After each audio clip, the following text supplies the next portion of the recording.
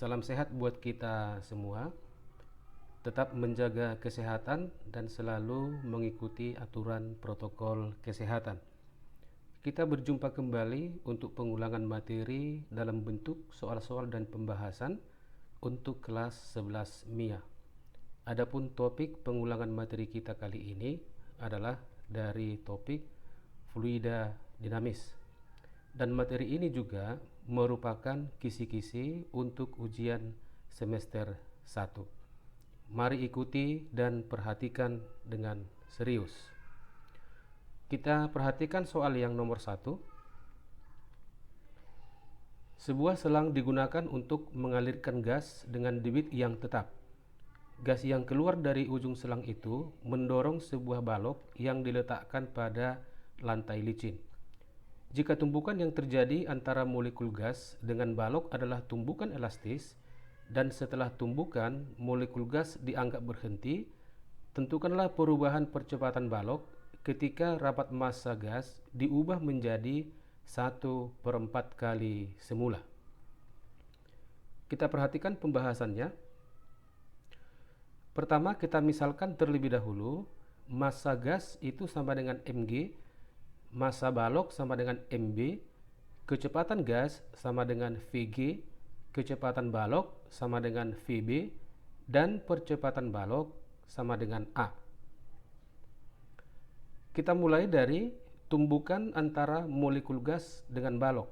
Tadi pada soalnya disebutkan adalah tumbukan yang elastis, maka untuk setiap tumbukan kita berlakukan hukum kekekalan momentum, di mana momentum awal itu sama dengan momentum akhir. Maka mg dikali vg tambah mb dikali vb itu akan sama dengan mg kali vg aksen tambah mb kali vb aksen. Vg aksen ini adalah kecepatan gas setelah tumbukan, dan vb aksen ini merupakan kecepatan balok setelah bertumbukan, di mana keadaan balok mula-mula itu adalah diam, maka Vb-nya sama dengan 0, dan dari soal disebutkan bahwa setelah tumbukan gasnya berhenti, maka kita tuliskan Vg aksen itu sama dengan 0. Maka persamaan ini akan menjadi Mg kali Vg akan sama dengan Mb kali dengan Vb aksen. Maka dari persamaan ini kita bisa membuat persamaan untuk Vb aksen akan sama dengan Mg per Mb dikalikan dengan Vg. Dan selanjutnya kita sebutlah ini sebagai persamaan yang nomor 1. Kemudian dari persamaan percepatan balok. Untuk percepatan balok itu akan sama dengan Vb aksen dikurang Vb dibagikan dengan delta T, di mana Vb itu akan sama dengan 0. Maka persamaan untuk percepatan balok itu A akan sama dengan Vb aksen dibagi dengan delta T, dan ini kita sebut sebagai persamaan yang nomor 2. Persamaan nomor 1 kita substitusi ke persamaan yang kedua. Ini persamaan yang kedua, Vb aksennya kita gantikan dari persamaan yang nomor 1, sehingga A akan sama dengan Mg dikali dengan Vg dibagi dengan Mb dikalikan dengan delta T. Dan inilah merupakan persamaan percepatan dari balok ketika ditumbuk oleh molekul gas. Selanjutnya dari konsep debit aliran.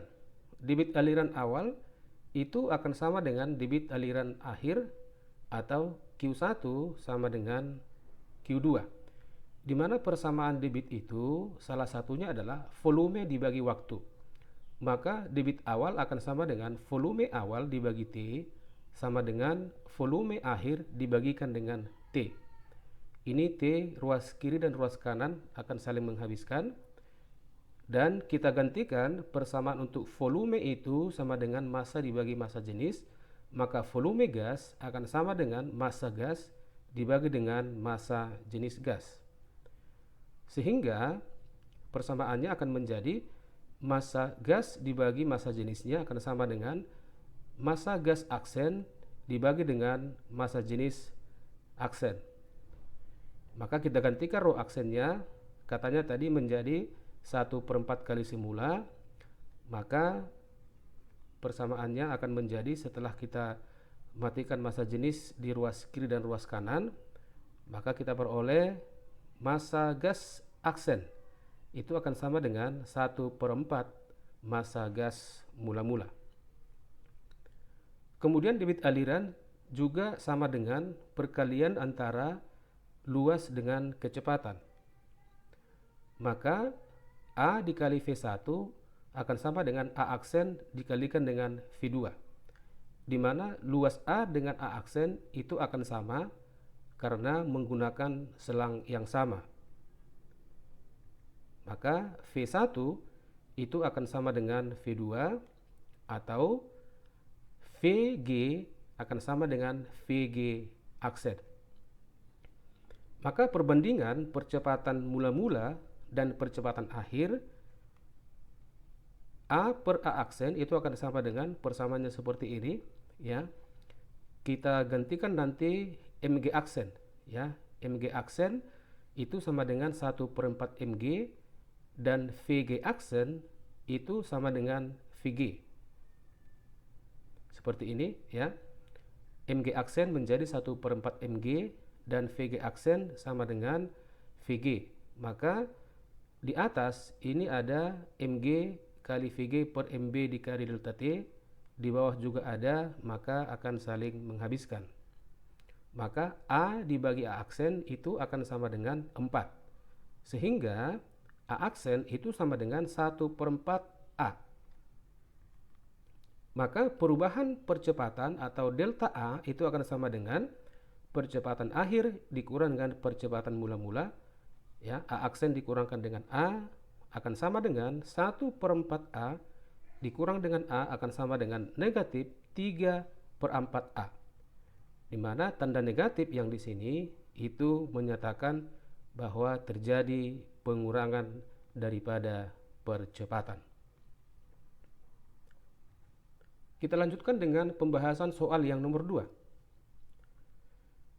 Perhatikan gambar pipa berndauli yang dialiri dengan air massa jenisnya 1000 kg per meter kubik seperti gambar di bawah ini. Ini gambarnya, ya. Ini adalah merupakan pipa berndauli, ya, di mana ketika air memancar dari penampang yang kedua menyentuh permukaan horizontal itu menempuh jarak sejauh X.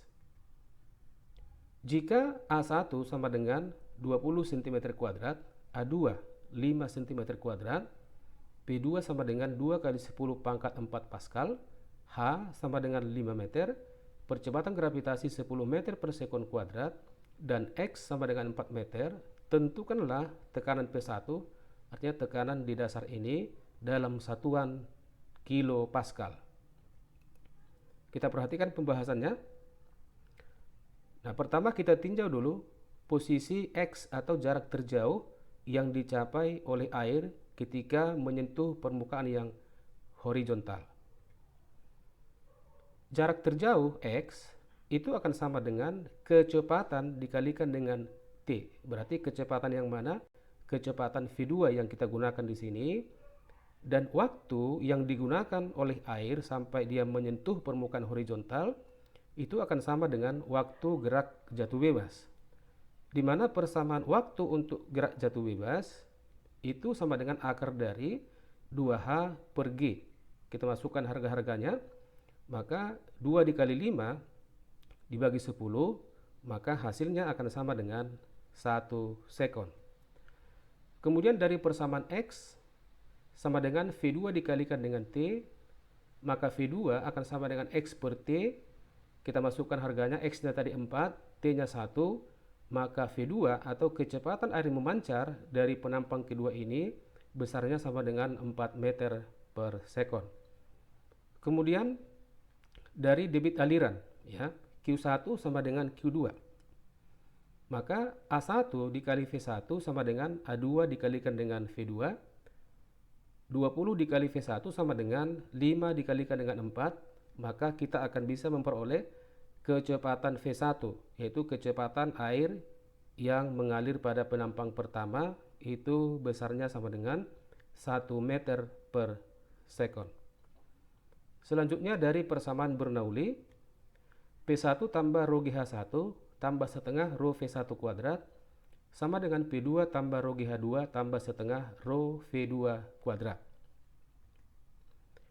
Atau P1 sama dengan, ini kita pindahkan ke ruas kanan semua, akan sama dengan P2 tambah rho G kali dalam kurung H2 dikurang dengan H1 tambah setengah rho dikali dalam kurung V2 kuadrat dikurang V1 kuadrat, di mana ketinggian permukaan 1 atau H1 yang ini itu sama dengan 0 dan ketinggian H2 yaitu H sama dengan 5 meter. Kita masukkan harga-harganya semua, maka kita akan memperoleh nilai tekanan pada permukaan 1 P1 sama dengan 2 kali 10 pangkat 4 tambah 5 kali 10 pangkat 4 tambah 0,75 kali 10 pangkat 4, hasilnya sama dengan 7,75 kali 10 pangkat 4 Pascal. Atau dalam satuan kilopascal, maka P1 akan sama dengan 77,5 kilopascal. Kemudian kita lanjutkan dengan soal yang nomor 3. Untuk mengukur kelajuan aliran air, rho-nya 1000 kg per meter kubik, digunakan pipa venturimeter yang dihubungkan dengan manometer yang berisi suatu cairan dengan massa jenis rho aksen. Ditunjukkan gambar di bawah ini. Ini gambarnya. Jadi pipa venturimeter adalah pipa yang ini venturimeter, di mana di bagian tengahnya itu adalah menyempit, ya, artinya luas penampangnya lebih kecil dibandingkan dengan luas penampang yang di kiri maupun yang di kanan. Kemudian di sini disebutkan dihubungkan dengan manometer, ya. Manometer itu adalah pipa yang ini, yang berbentuk huruf U. Jadi manometer itu adalah suatu alat yang bisa digunakan untuk mengukur selisih atau perbedaan tekanan antara dua titik. Jika A1 sama dengan 40 cm kuadrat, yang ini ya, dan A2 10 cm kuadrat, H sama dengan 12,4 cm, V1 sama dengan 1,5 meter per sekon, dan percepatan gravitasi 10 meter per sekon kuadrat, tentukanlah massa jenis cairan atau rho aksen yang ini. Kita perhatikan pembahasannya. Debit aliran pada venturimeter, yang ini ya, venturimeter, maka Q1 sama dengan Q2. Maka dari persamaan debit itu adalah luas dikalikan dengan kecepatan, maka A1 dikali V1 sama dengan A2 dikalikan dengan V2. Kita masukkan nilai-nilainya, 40 kali 1,5 akan sama dengan 10 kali V2, maka dari persamaan ini kita peroleh V2 sama dengan 6 meter per sekon, atau kelajuan pada penampang yang menyempit ini sebesar 6 meter per sekon. Selanjutnya persamaan Bernoulli pada venturimeter. P1 tambah rho GH1 tambah setengah rho V1 kuadrat sama dengan P2 tambah rho GH2 tambah setengah rho V2 kuadrat. Atau P1 dikurang P2, ini P2 nya kita pindahkan ke ruas kiri maka tandanya akan negatif. Kemudian ini rho GH1 dan setengah rho V1 kuadrat kita pindahkan ke ruas kanan, maka ruas kanan akan sama dengan rho G dikali dalam kurung H2 dikurang H1 ditambah dengan setengah kali rho kali dalam kurung V2 kuadrat dikurang dengan V1 kuadrat. Nah, di mana untuk pipa venturimeter yang ini ketinggian permukaan 1 dan permukaan 2 ini adalah sama, ya. Adalah sama. H1 sama dengan H2, maka P1 tambah P2 akan sama dengan, karena ini sudah menjadi 0, maka tinggal sama dengan setengah rho dikali dalam kurung V2 kuadrat dikurang dengan V1 kuadrat. P1 kurang P2 itu sama dengan delta P atau selisih tekanan, sama dengan setengah kali rho kali dalam kurung V2 kuadrat dikurang dengan V1 kuadrat. Ini kita sebut persamaan yang nomor 1. Kemudian perbedaan tekanan delta P dihasilkan oleh beda ketinggian cairan pada pipa manometer yang ini. Ya, ketinggian cairannya perbedaannya sama dengan setinggi H, maka delta P-nya sama dengan rho aksen dikali G dikalikan dengan H, dan ini kita sebut sebagai persamaan yang nomor 2. Kemudian persamaan 1 kita samakan dengan persamaan 2 karena sama-sama menyatakan beda tekanan. Maka setengah rho dikali dalam kurung V2 kuadrat tambah P1 kuadrat akan sama dengan rho aksen kali G kalikan dengan H. Maka dari persamaan ini kita peroleh rho aksen sama dengan rho dikali dalam kurung V2 kuadrat dikurang V1 kuadrat per 2 kali G kalikan dengan H. Maka rho aksen sama dengan rho air sama dengan 1000 dikali dalam kurung 6 kuadrat dikurang 1,5 kuadrat per 2 dikali 10 dikali dengan H 12,4 cm, kita gantikan ke dalam satuan meter 0,124, maka rho aksen itu sama dengan 13.609 kg per meter kubik. Nah, jika kita perhatikan nilai daripada rho aksen ini adalah merupakan nilai massa jenis rata-rata untuk raksa atau Hg. Kemudian kita lanjutkan dengan soal yang nomor 4. Sebuah pesawat terbang memiliki luas penampang sayap sebesar 70 meter kuadrat. Kecepatan aliran udara di bawah sayap 250 meter per sekon dan massa jenis udara 1,3 kg per meter kubik. Pertanyaan bagian A, sebutkan gaya-gaya yang bekerja pada pesawat. Bagian B, jika gaya angkat pesawat 963,5 kN, hitunglah kecepatan aliran udara di atas sayap. Kita perhatikan pembahasannya. Kita masuk pada pertanyaan bagian A, gaya-gaya yang bekerja pada pesawat. Nah, kita misalkan ini adalah merupakan sebuah gambar pesawat, maka kita akan melukiskan gaya-gaya yang bekerja pada pesawat tersebut. Yang pertama adalah yang arahnya ke bawah, itu adalah merupakan gaya berat, ya, gaya berat. Di mana gaya berat itu adalah gaya yang dihasilkan oleh massa total pesawat. Yang kedua adalah gaya yang ke depan. Ini disebut dengan gaya dorong, ya. Di mana gaya dorong adalah gaya yang dihasilkan oleh kinerja mesin pesawat. Yang ketiga, gaya yang arahnya ke belakang. Ini disebut dengan gaya gesekan.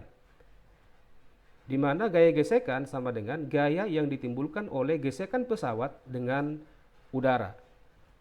Yang keempat adalah gaya yang ke atas. Inilah yang disebut dengan gaya angkat pesawat.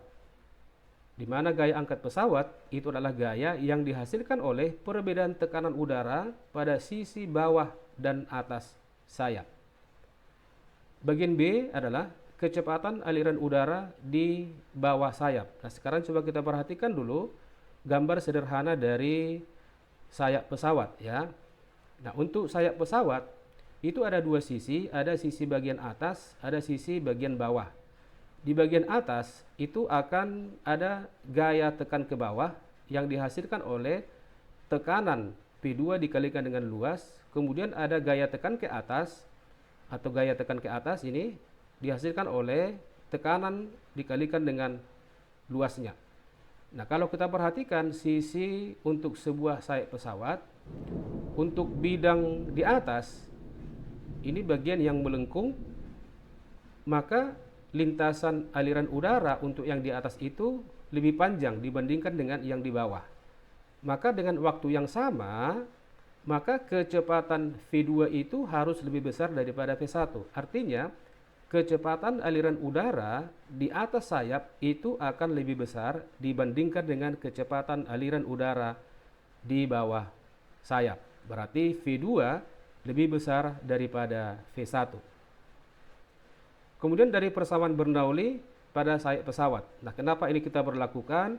Karena gaya angkat pesawat itu merupakan aplikasi dari persamaan Bernoulli. P1 tambah rho GH1 tambah setengah rho V1 kuadrat sama dengan P2 tambah rho GH2 tambah setengah rho V2 kuadrat. Di mana ketinggian sayap atas dan bawah itu kita anggap sama, ya. Kita anggap sama. Maka rho GH1 itu akan saling menghabiskan dengan rho GH2.